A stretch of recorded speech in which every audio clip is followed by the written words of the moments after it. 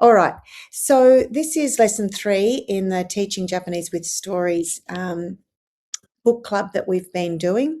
So basically we've got our book, which is Sadako no Neko, and we're looking at how we can really support and scaffold the students so that they can read this really confidently, so that in the future then that can be used as, well, one of my goals is to really encourage free voluntary reading, and so for that to happen, we need to have the students understanding this core language really well, so that when they pick up the book, it's not a decoding activity, but it's more enjoying the story. So that is my goal. So this is lesson 3. All of the lessons are in the hub. So if you've missed a recording or the slideshow, that's all in there. So this is a sample. This is all a sample of what you can do. There's lots of ways to skin a cat, as they say. Excuse the pun. And this is one of them. So our learning intention really is the same learning intention each lesson, that we're going to listen, ask and respond to each other using, well, as much Japanese as we can. We're going to respond to Japanese questions to show our understanding. So the listening will be in as much Japanese as we can, but the responses might be in English or a gesture, but they're getting that input. The success criteria, to be able to listen and respond to the questions, as I said, using gestures or words, tracking the speaker with their eyes and their ears, that they understand the co-created class story or what we've been discussing in class.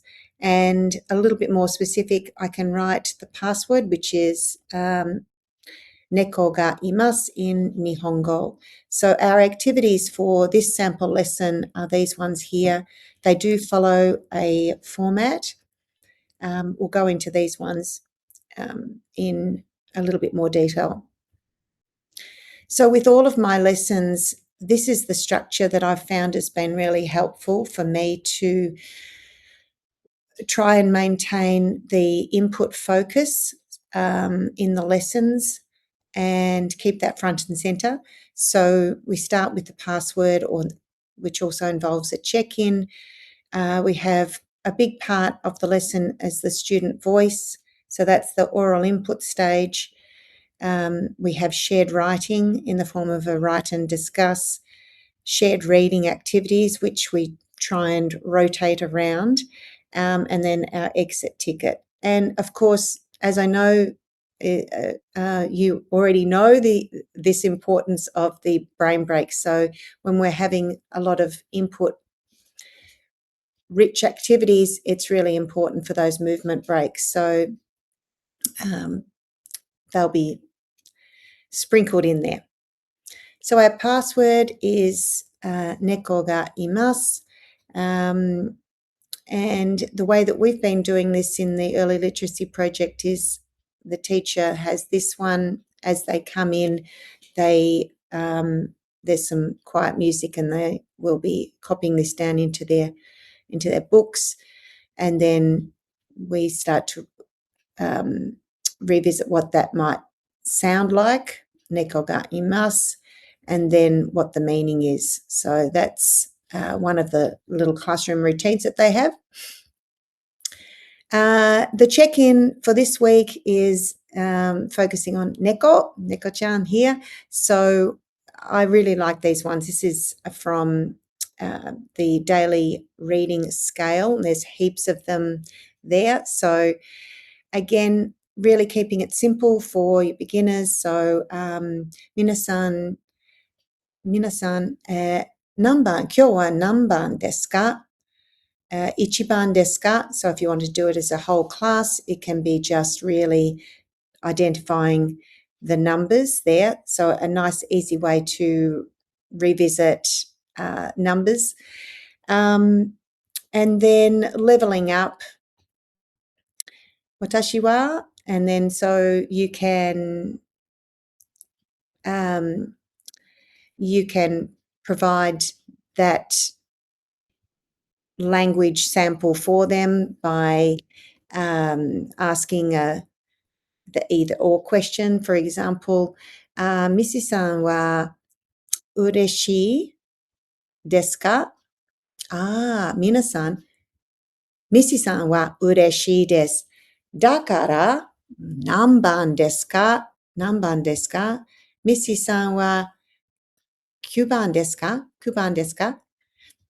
いいえ、いいえ。ミッシーさんは嬉しいです。だから1番ですか？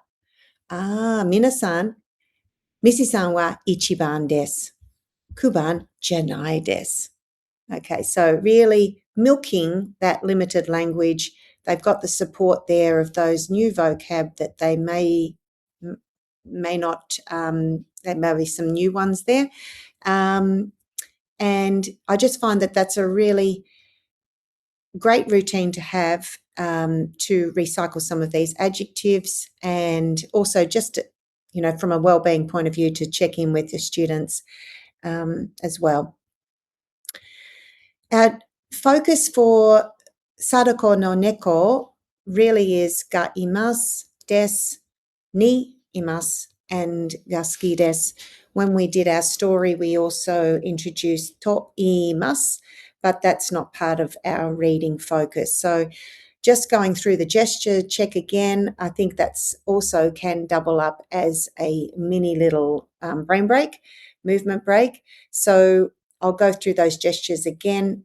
As I always say, you can create your own gestures. These are the ones that have worked for me and my class, but I have ga imasu, and obviously ga imasen, desu, not sure if you can see that, desu, ni imasu, ga suki desu, and then to imasu when we need it. So for the gesture check, it's a fun one once they know the gestures, and this is week 3, so we've been using these gestures, just a quick pair up with a partner where they are working together to race each other for the correct gesture. Just a nice, quick, easy one.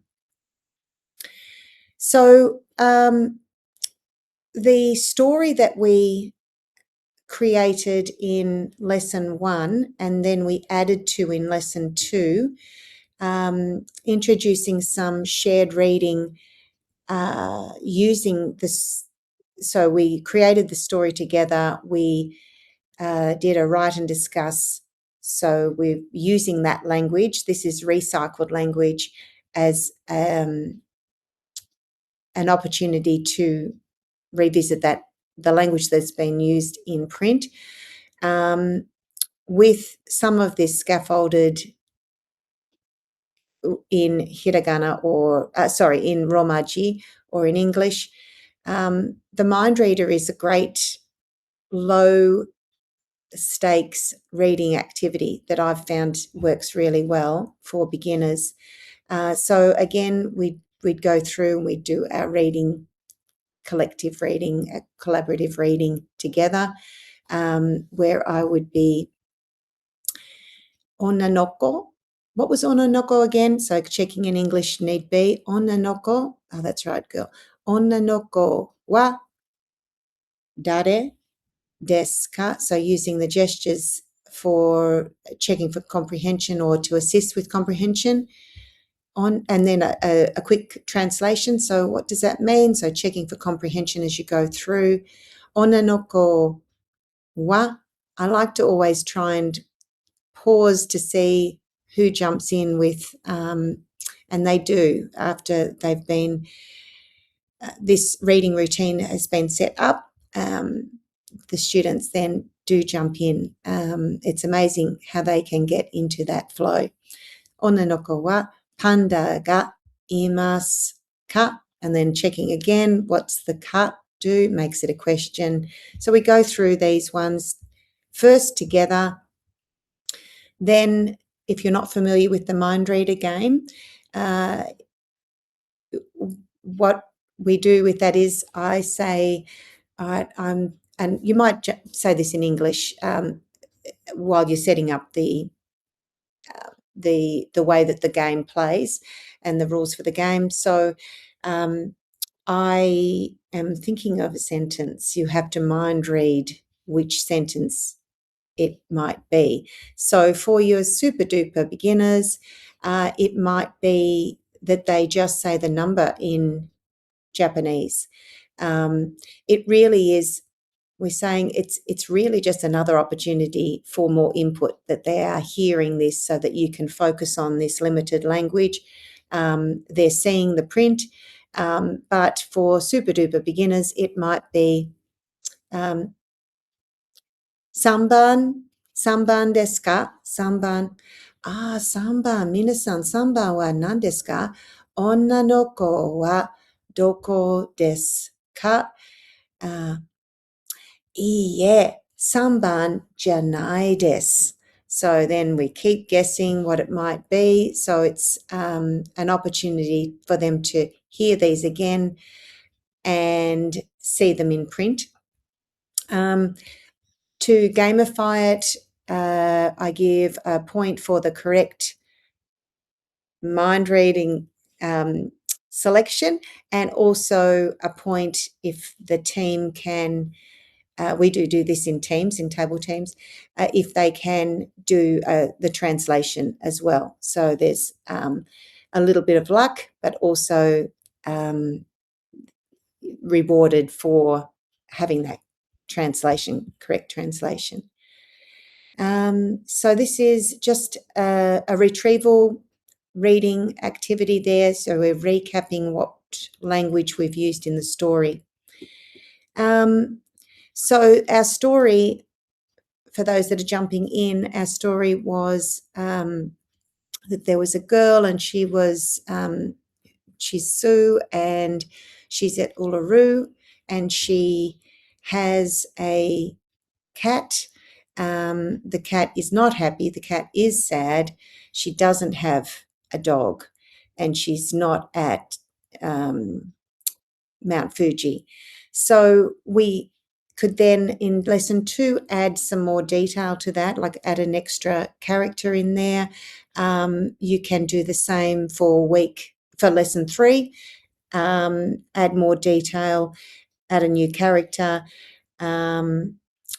Or if you find that has waned and that's the interest there is gone, you can then include a new input activity, and this is the one that I'll be chatting about today. So if you were to add more detail with a new character, it might be bringing another character into the story, or it could be just more detail so the story could then zoom in on the Neko-chan and talking a little bit about Neko-chan and why she's sad. For the new input activity, again, we're trying to keep the language that we're really using limited so that the students really get familiar and comfortable hearing and understanding and using this language here. And one of the things that I found challenging at the very beginning, and still now it's forefront in my mind, is how to recycle this limited language while keeping their input interesting. And that is, I think, a skill that really good CI teachers have totally nailed and mastered. So still working on that. Okay, so some of you I know are familiar with this, but it ties in really well. It's with what the next step of the story sequence would be.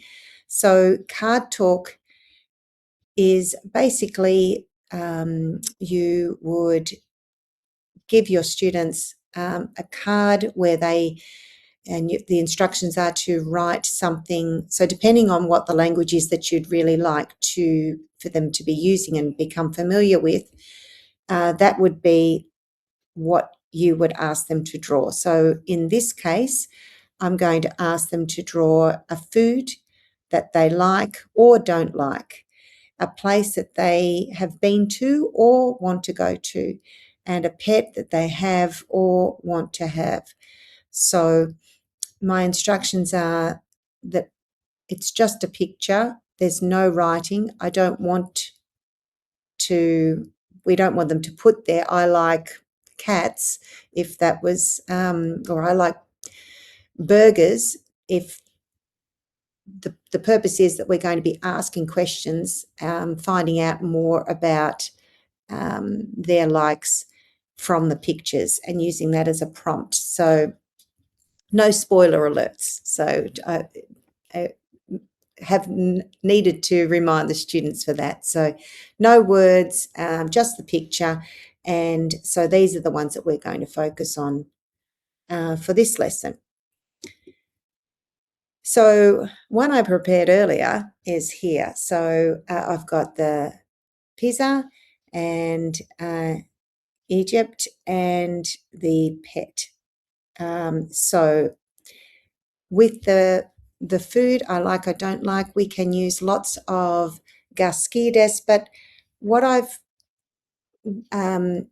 to make it more interesting, and I think Terry Walsh really does this so well, is that she can, put some of those poison words, she calls them, sort of the unusual words that that the kids will get. They'll hear once and they'll get. In my case, here in Australia, there's a big discussion about, which side do you sit on? Do you pineapple on pizza or not? So that would be one that I think could generate a lot of good discussion and easy discussion. So the goal is, to try and keep this a conversation, so it's not a drill, but you're actually finding out about, what the person's interests are and likes. So, and again, jumping through to the pet, having or want to have, again, it keeps all the language for beginners to the Super 7, but there's enough, I feel that there's enough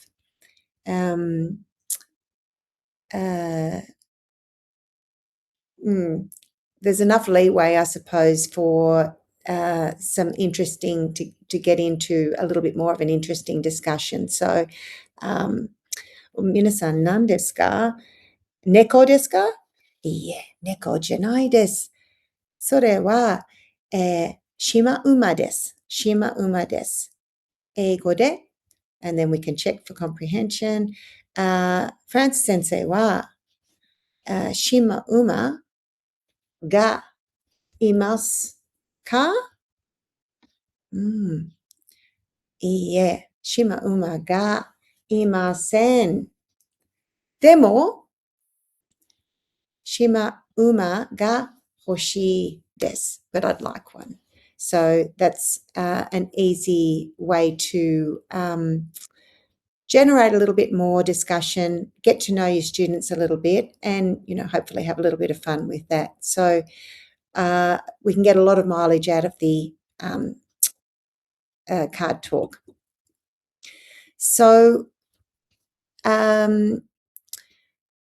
so the next part here is, so this would be where I would project this up so that the students then still have that support with the translations here. So if need be. I think if we try and keep in bounds and limit our language, I think that it's possible to perhaps just have this and add up anything extra that we need to on the whiteboard, any other key vocab that the students want to use. I'm always trying to get that balance between keeping everything comprehensible but not overloading with too much. And I think it really does come down to knowing your students and, how much they can handle visually. I think there is a time and a place for really simplifying and cutting back and having just the bare minimum there, particularly for perhaps your those classes where the students are overwhelmed, more overwhelmed than perhaps others. There's such a mix, isn't there? You can have students that are happy to roll with it and not know everything, and they're okay about that, and then others that the wall goes up. So when I see that, I just pull back and circle in on what we need. So there's that.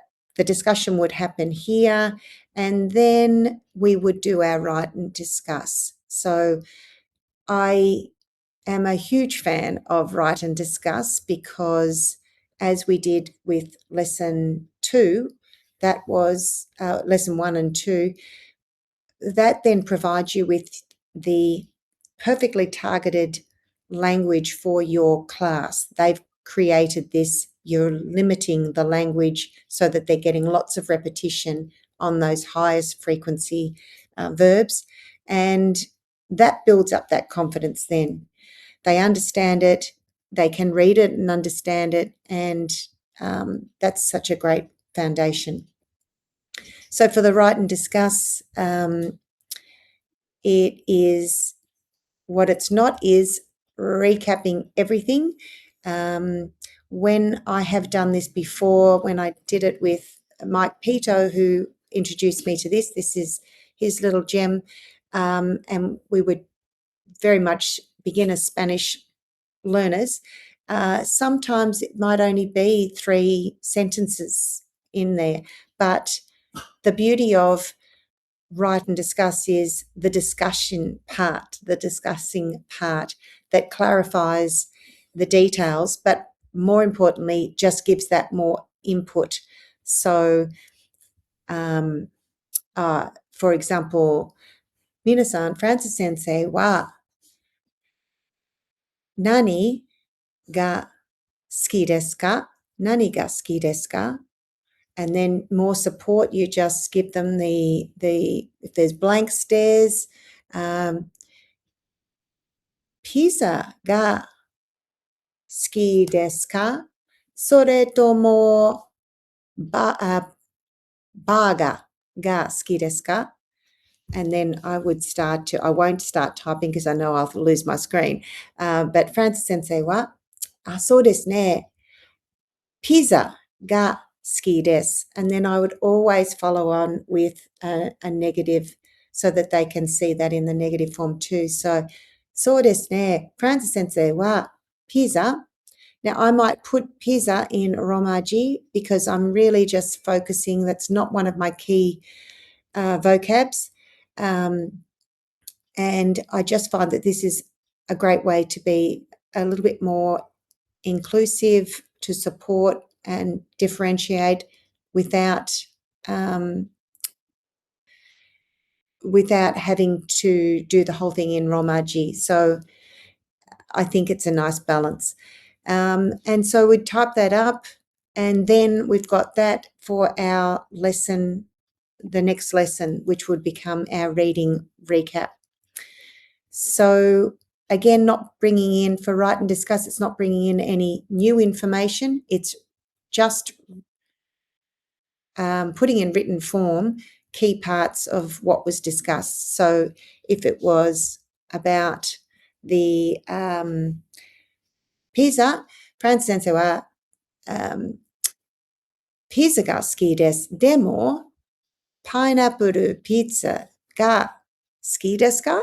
So again, what I like about this write and discuss is that you can still then connecting back with the students, and you're still having that authentic conversation. It's not a drill. It's what did she like pizza? Pineapple on a pizza?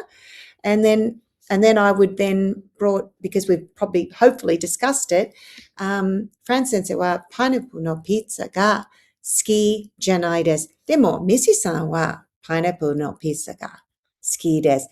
大好きです。What's 大好き mean again? Loves. 大好きです。And I'd be typing this up. So by the end of this write and discuss, they will have hopefully seen ski, the kanji for ski, multiple times. And there's not a lot of overwhelm because Francis Sensei, the strategic use of romaji here really helps build up the reading fluency. And if we can build up the reading fluency, that confidence then has a real hit. Shot in the arm of confidence there. And then, as we always